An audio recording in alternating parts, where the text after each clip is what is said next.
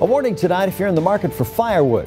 Welcome back to Western Mass News at 4:30. I'm Dave Matson, in today for Jeff. Since July, we've seen almost 2 feet of rain. Arborists say with all that moisture, you need to make sure you're buying last year's wood if you want it ready for your fireplace this winter.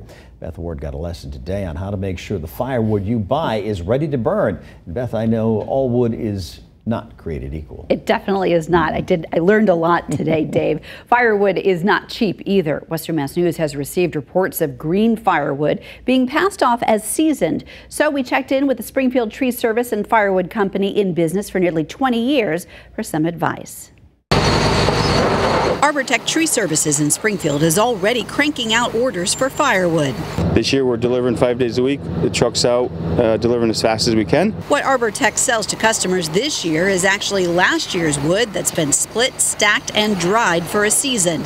However, manager Randy Sample tells Western Mass News he's heard horror stories this fall about firewood companies delivering so-called green wood. We've already heard that there's been some wood delivered out there that's not seasoned enough for this burning season. At about $300 a cord, ouch. Sample says all the rain in the latter part of the summer into this fall may be to blame. That some firewood companies sell wood just cut over the summer that simply has had no time to dry out. We live off moisture content. We have a meter, we test it, and we basically determine if it's acceptable to be delivered or not. This is a green piece of wood, and to show the moisture content, it's well over 30. Moisture content, he said, should be between 14 and 18. This is just our indoor dry storage for the winter months. And again, we're running about the 14.1. But it's not like customers walk around with meters. Sample says physically check out the wood before you buy it and look for visual cues like flaking and weight. The weight is a lot different.